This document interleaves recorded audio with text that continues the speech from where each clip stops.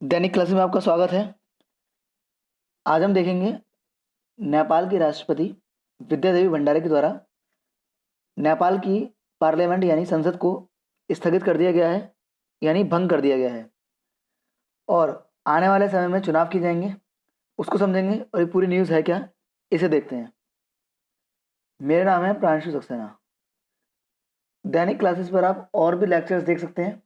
Playlist में जाकर किसी भी तरह की क्वेरी हुआ कमेंट बॉक्स में बता सकते हैं, उसे ज़रूर सॉल्व किया जाएगा। शुरू करते हैं। तो हुआ यह है कि जो नेपाल की राष्ट्रपति हैं विद्या देवी भंडारी के द्वारा प्रतिनिधि सभा, नेपाल की जो प्रतिनिधि सभा है यानी संसद है, उसे भंग कर दिया गया है और आने वाले 12 से 19 नवंबर के बीच यहाँ पर चुनाव की घोषणा होगी। 12 से 19 नवंबर तक यहाँ चुनाव कराए जाएंगे, क्योंकि पीएम केपी शर्मा ओली और जो विपक्ष के नेता थे शेर बहादुर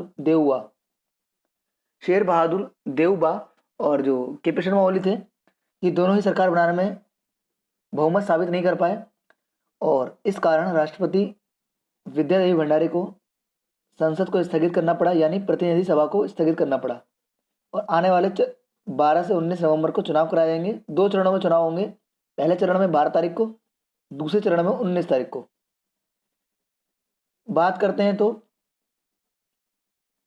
जो मैंने आपको बताया, सुश्री भंडारी ने घोषणा की कि ओली सरकार द्वारा 275 सदस्यीय सदन को भंग करने की सिफारिश के बाद, यानी केपी शर्मा ओली ने सिफारिश कर दी थी कि आप इसको भंग कर दें और ये बात जो थी ये आधी रात को कैबिनेट की मीटिंग में हुई।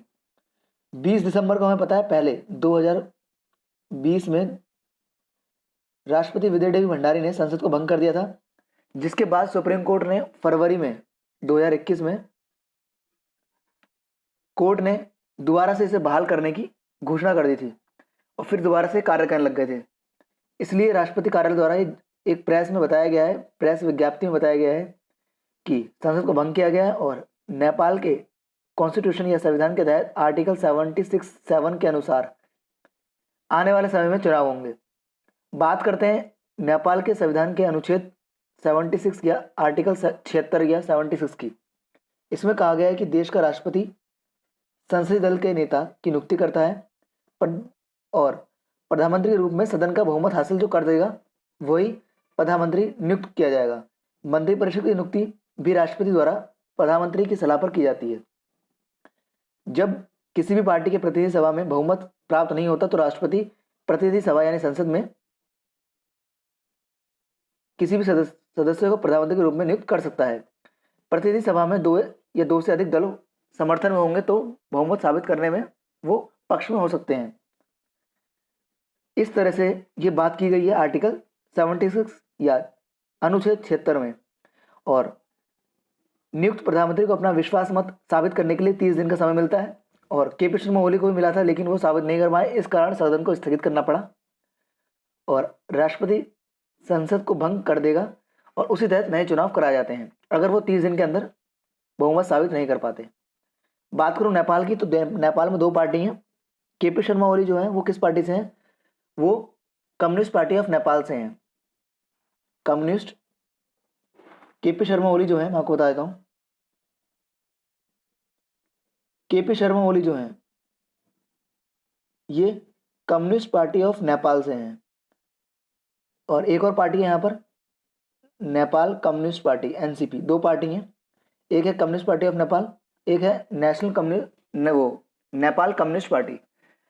कम्युनिस्ट पार्टी ऑफ नेपाल ये पहले से है, जबकि नेशनल कम्युनिस्ट पार्टी ये बाद में बनी है 2018 के बाद। तो इस तरह से कहा गया और मंत्रिपरिषद के पहले चरण के चुनाव 12 नवंबर को और दूसरे चरण के चुनाव 19 नवंबर को कराने की सिफारिश की गई है। नेपाल की संसद में 275 सदस्य हैं। 4 सांसदों ने उनकी पार्टी द्वारा खारिज किया गया, यानी इसमें कुछ इल्ज़ाम लगाया गया था कि हमारे से ज़बरदस्ती बहुमत साबित करवाया जा रहा है कुछ सांसदों के द्वारा, ऐसा बोला गया था। और सरकार बनाने के लिए यहाँ पर 176 सांसदों की होने जरूरी है या उनका बहुमत में होना जरूरी है। जिस पार्टी को सरकार बनानी है उसके पक्ष में 136 या 136 सांसद होने चाहिए।